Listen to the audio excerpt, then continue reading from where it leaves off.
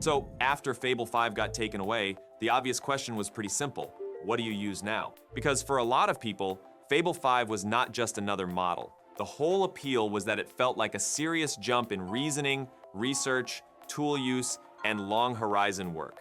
Then, after the United States government ban, access was suddenly gone, and people started looking for anything that could get close to that level of intelligence without actually using Fable 5. And that is where OpenRouter Fusion comes in.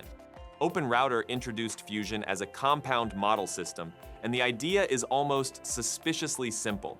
Instead of trusting one model to answer a difficult question by itself, Fusion sends the prompt to a panel of models in parallel. Each model researches, reasons, uses tools, and produces its own answer.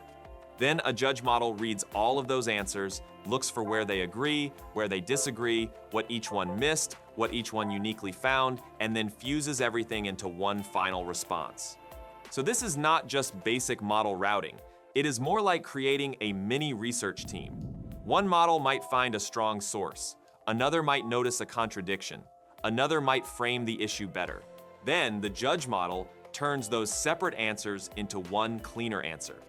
The interesting part is that OpenRouter actually tested this on DRACO, a deep research benchmark from Perplexity AI. DRACO has 100 research tasks across 10 domains, including academic research, finance, law, medicine, technology, UX design, general knowledge, needle in a haystack retrieval, personalized assistance, and product comparison. It is designed to test the kind of thing people actually use frontier models for now. Researching messy questions, using tools, checking sources, synthesizing trade-offs, and writing an answer that is not just fluent, but correct.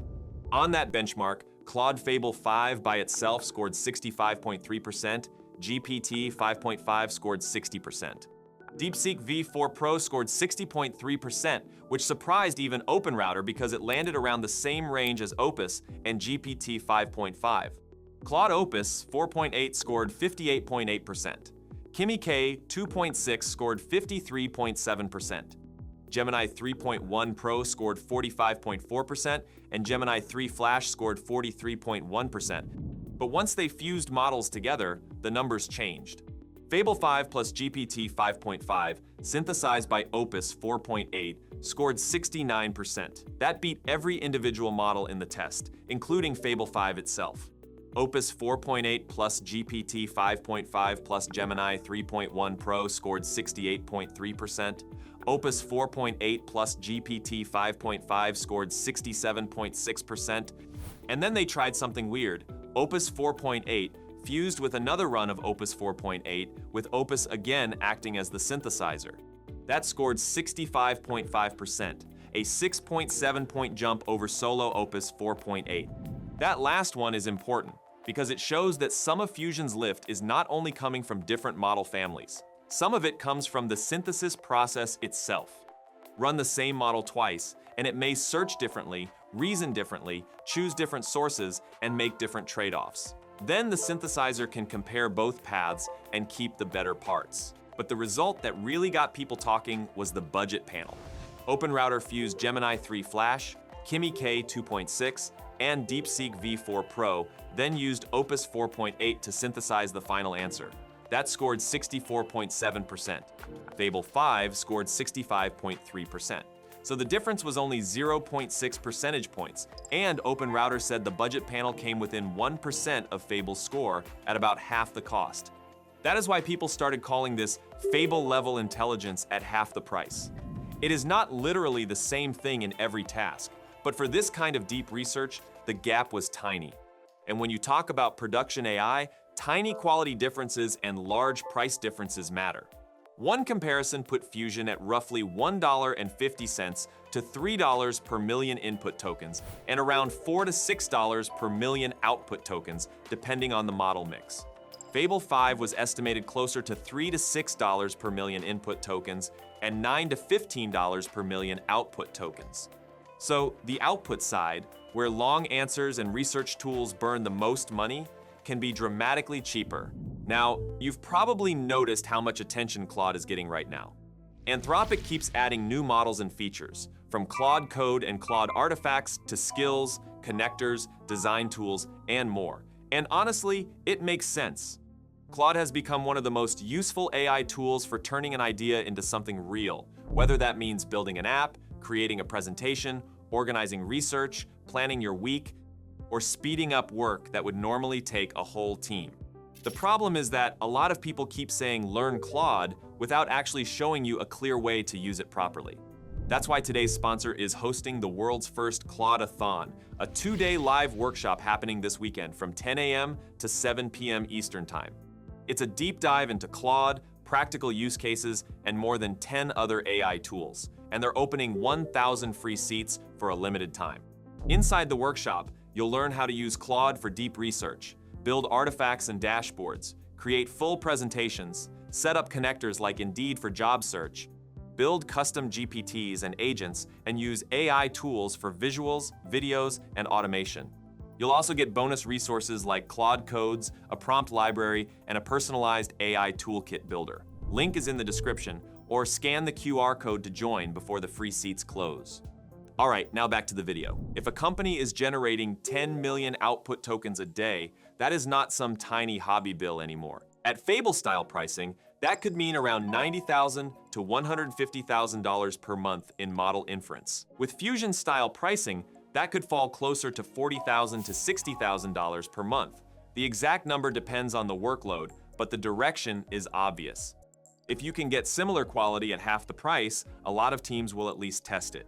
The way Fusion gets there is also worth understanding.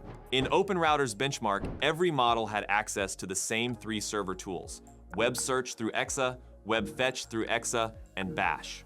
So the solo models and the Fusion panels had the same tool access. The difference was not that Fusion got better tools. The difference was that multiple models produced independent answers, and then a judge analyzed them. That judge stage is where a lot of the value appears. It extracts consensus points, contradictions, partial coverage, unique insights, and blind spots. So, for example, if you ask something like, what is the best retail investing strategy? Gemini Flash might give one research-heavy answer, DeepSeek might emphasize another set of studies, and Kimi might bring in a different angle. The analysis stage then shows where they agree, where they differ, and what each one uniquely contributed before the final answer is written. That is useful because when you ask an AI about a topic, the biggest problem is often not the answer. The biggest problem is that you do not know what the model forgot to consider. A single model can sound very convincing while quietly missing a major assumption. Fusion makes that harder because the final answer has been forced through disagreement, comparison, and blind spot detection first. You can use it a few different ways. The simplest is the Fusion chat room at openrouter.ai/fusion, where you pick a preset or build a custom panel.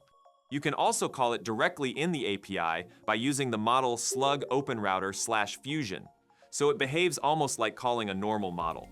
If you want more control, you can use the Fusion plugin and choose the analysis models yourself. OpenRouter gave an example where the panel includes Gemini 3 Flash, Kimi K 2.6, and DeepSeek V4 Pro. You can also add Fusion as a server tool, so your normal model decides when the question is worth calling a multi-model panel. That last setup is probably the best way to think about coding. Fusion is not really a drop-in coding model. You probably do not want to use a multi-model research pipeline every time you ask for a small function. But for architecture decisions, framework comparisons, best practice research, or complicated debugging, it makes sense to let a coding model call Fusion selectively. Routine work stays fast. Hard questions get multiple perspectives. In the playground, OpenRouter also gives you quality and budget style options. The quality preset uses the more expensive frontier models, like Claude Opus, GPT 5.5, and the latest Gemini model. The budget setup uses cheaper models like Gemini Flash, Kimi, and DeepSeek. In one hands-on example, a Fusion request using budget models cost around 63 cents, although that depends heavily on the prompt, research depth, and tool use. In the OpenRouter Activity tab, you can see the cost breakdown per model so there are not hidden surprises, and you can top up credits from the Credits tab if you just want to test it. But there are a few catches. First, the DRACO benchmark itself has limitations. It is text-only, English-only, and static. It has 100 tasks, and each one is graded against a rubric of roughly 39 weighted criteria. Around 20 focus on factual accuracy. Around 9 focus on breadth, depth, trade-offs, synthesis, and actionable guidance. Around 6 focus on presentation quality. And around 5 focus on citation quality, especially primary sources and working references. The rubric can also include negative criteria, so dangerous medical advice or false claims can actually punish the model. That makes it harder to game the benchmark just by being verbose. Each answer is graded 3 independent times by a judge model, and OpenRouter reported the mean normalized score from 0 to 100. They tried to follow the DRACO methodology, but used Gemini 3.1 Pro preview as judge instead of the original paper's Gemini 3 Pro. So these absolute scores are not directly comparable to the original paper's published results. Their goal was to show relative differences between Fusion and Solo models inside their own setup. They also sanity checked the judge behavior with Claude Sonnet 4.6 after Gemini 3.1 Pro preview scored low on the benchmark itself. Second, there was a contamination issue. When the panel models had web search, they accidentally found the DRACO grading rubric online. OpenRouter said this was not intentional cheating, but it was still a real eval problem. So they blocked the domains where the rubric was hosted using excluded domains for web search and blocked domains for web fetch. Their server tools support that through providers like Exa or Parallel, so applying those exclusions was basically a config change. The published results were produced after those blocks were in place. Third, the Fable 5 number is slightly uneven. 7 of the 100 DRACO tasks were not completed because Fable 5's content filters blocked them. OpenRouter chose not to fall back to Opus 4.8 for those tasks, so Fable's score reflects 93 scored tasks, not all 100. That gives a cleaner picture of Fable's own behavior, but it also means direct comparisons against models that completed all 100 tasks are not perfectly apples to apples. And the biggest catch is long horizon work. OpenRouter is pretty clear that Fusion is not a full Fable replacement. DRACO does not include long horizon tasks, and that is exactly where Fable 5 was apparently strongest.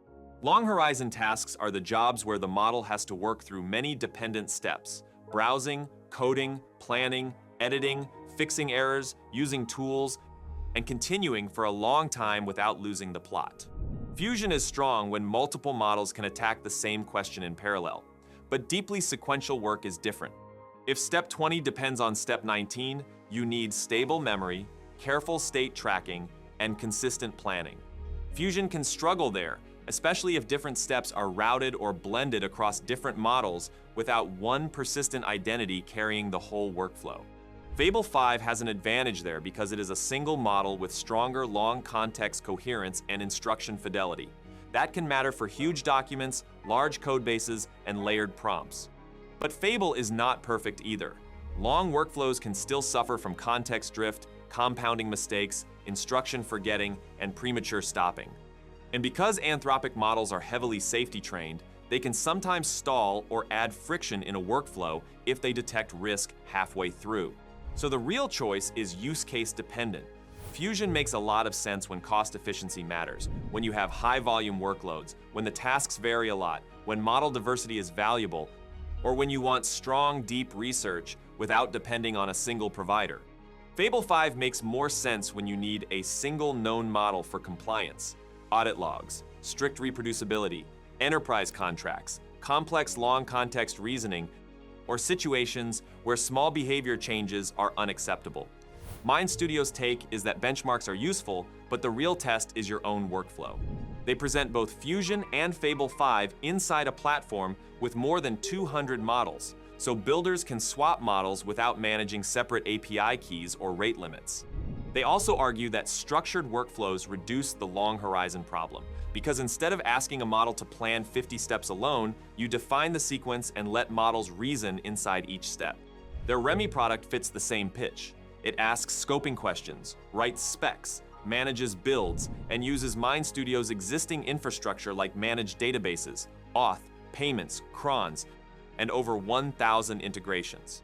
Essentially, Fusion shows a different path forward. Instead of relying on one giant model to do everything, you can combine several models, compare their answers, catch blind spots, and produce a stronger final result.